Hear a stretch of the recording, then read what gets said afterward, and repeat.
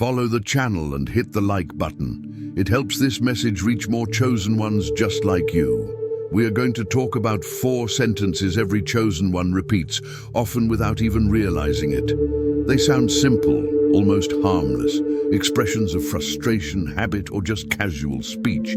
But behind each one of these sentences, there is an entire universe of spiritual signals. These sentences work like hidden codes. They are clues the spirit releases when the soul is already sensing something greater, something that no ordinary routine can contain. It does not matter your age, your city, or your story. When a soul is chosen, at some point in life it will say these sentences. And here's the strange part. People think these thoughts come from tiredness, intuition, or the desire to be alone. But that is not what's happening. This is the awakening speaking. This is your mission knocking at the door. So before we continue, make sure you follow the channel and hit like.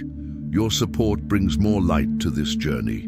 And while I share these sentences with you, you may realize that you have already said all of them, or that someone very close to you repeats them often without ever understanding the reason. The first sentence: I feel like I do not belong here. This is perhaps the most striking sentence among the chosen, and it is no exaggeration to say that it often appears early in life, sometimes in childhood, sometimes in adolescence, sometimes only in adulthood. A person looks around and thinks, I do not feel like I am part of this. What makes this so interesting is that it has nothing to do with arrogance or wanting to be different. It is a deep, quiet, almost spiritual sensation. It is as if the spirit remembers a higher vibration, a place that is not physical, and tries to adjust to a world vibrating at a much lower frequency.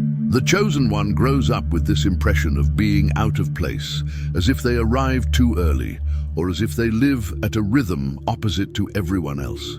They observe people and environments and notice that the way they feel, think, and perceive situations is always slightly different, not because they try, but because that is simply who they are. And this feeling of not belonging becomes stronger when they encounter shallow things.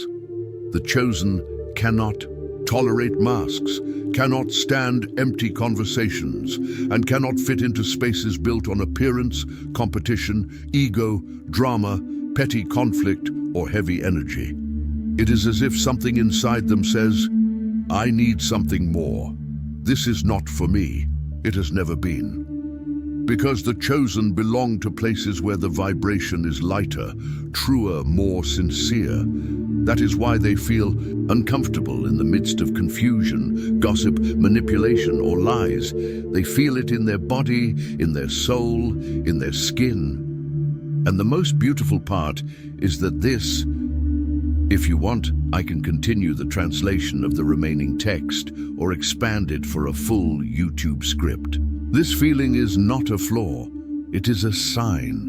It is a warning that the chosen one came to do something different, to break cycles, to bring light to places no one wants to look at, to transform the environment instead of being shaped by it. Many chosen ones grow up thinking something is wrong with them, when in reality, this feeling is the very proof that something deeply right exists within them. It is the spirit remembering, you are not here to fit in, you are here to awaken. And this sentence appears out of nowhere. The person is talking, reflecting, living an ordinary day, and suddenly says, I feel like I do not belong here, as if it were just a casual comment. But inside that comment lies an enormous truth. This is the first key, the first code, the first sign that the soul knows, even if unconsciously, that it carries something different. And this is only the beginning, because the second sentence reveals a gift chosen ones often try to ignore for a long time. The second sentence, I feel things before they happen. This is the sentence that scares chosen ones the most in the beginning. It does not matter the age or the stage of life. At some point, the chosen one notices that their intuition works like a spiritual radar, detecting things long before they become reality. And this is not coincidence, exaggeration, or paranoia. It is pure spiritual sensitivity. The chosen one senses before they see. They perceive before they understand. They know before any evidence appears. Sometimes it is a discomfort that rises out of nowhere. Sometimes it is a strange calm, as if the spirit were whispering, "Stay calm, everything will be fine." Sometimes it is a dream that feels like a message. Sometimes it is a feeling in the stomach, in the chest, or in the air. An intuition so clear that the person cannot fully explain it, but knows they must pay attention. And the most curious part is that even when trying to ignore it, the chosen one notices that it always comes true. They feel someone's energy before the person even speaks. They detect hidden intentions long before any proof appears. They sense major changes coming, even the ones that will completely shift their own life. And this leaves the chosen one with that strange certainty. I knew it, as if reality were only catching up to what the spirit had already perceived long before. People often cannot hear spiritual truth because their inner world is too noisy. Chosen ones do not need long explanations. They simply know things in a deep, soul-level way. And even though this intuition is a gift, it can feel heavy, because sensing things early means hurting early and feeling alone in what others cannot perceive. But this gift protects them. It guides, warns, opens doors, closes cycles, and moves before the mind can understand. The third sentence reveals what chosen ones truly desire. I just want peace. They are not asking for recognition or luxury. They are asking for something vital. They grow up in emotionally heavy environments, sensing tension and energy no one else notices. This drains them deeply. So when a chosen one asks for peace, they mean inner stillness, relief from drama, toxic relationships, constant explanations, and emotional weight. They want lightness, conversations that do not drain them, and spaces where the soul can breathe. This desire often appears during spiritual awakening. The more their consciousness expands, the more they understand how rare and precious peace truly is. And they ask for it not because they are weak, but because they have carried inner battles no one else has seen. This longing comes from the soul. That is why when someone hears a chosen one say, "I just want peace," they must understand that he is revealing a very intimate part of himself. It is almost a silent cry for help, almost a spiritual confession, but it is also a sign that his soul is asking for protection, balance, rest, silence, and healing. And this request always appears before a new phase in the life of a chosen one. Always. But this is only the third sentence. The fourth is the one that reveals a chosen one's heart the most. It is the sentence that exposes their purpose, even if they cannot see it yet.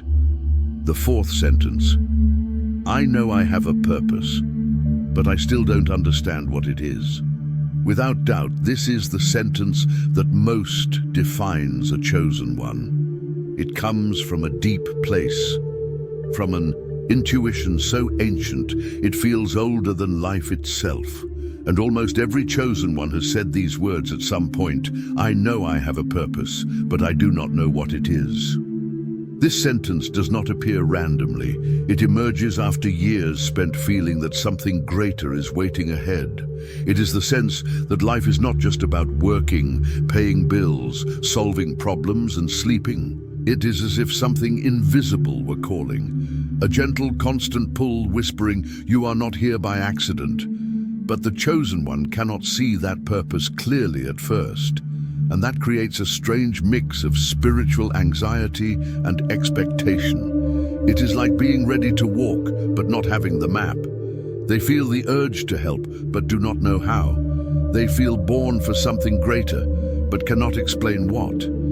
They sense they carry strength, sensitivity, and vision, but cannot yet turn those qualities into a clear path. Meanwhile, life begins to send signs.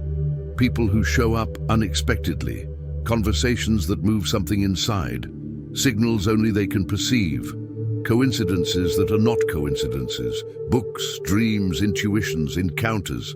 Everything slowly pushes the chosen one toward their purpose. But this process is slow. It is internal. It is like a seed waking up at the right time, and the chosen one must trust even without seeing. This sentence shows that the soul already knows. It already recognizes that there is a calling.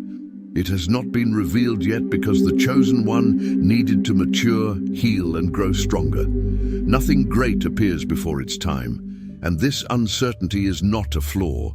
It is part of the path. It is this way for every chosen one. First comes the feeling, then comes the mission, and when the purpose finally appears, usually in a simple, natural, unexpected way, everything begins to make sense. Every pain, every loss, every intuition, every rejection becomes part of a spiritual puzzle coming together. But that is a topic for later. Before understanding their purpose, the chosen one goes through a deep, internal transformation, and this transformation reveals itself in how they feel, speak, and move through the world.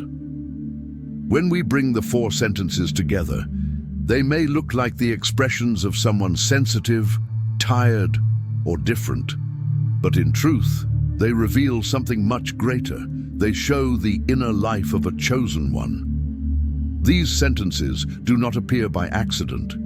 They are cracks through which the soul lets a little truth escape, and each one points to a different stage of spiritual awakening, the sense of not belonging, the intuition that warns early, the deep desire for peace, the certainty of a hidden purpose.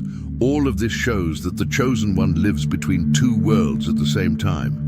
The physical world, with its expectations and rules, and the spiritual world that speaks to him constantly, even if subtly.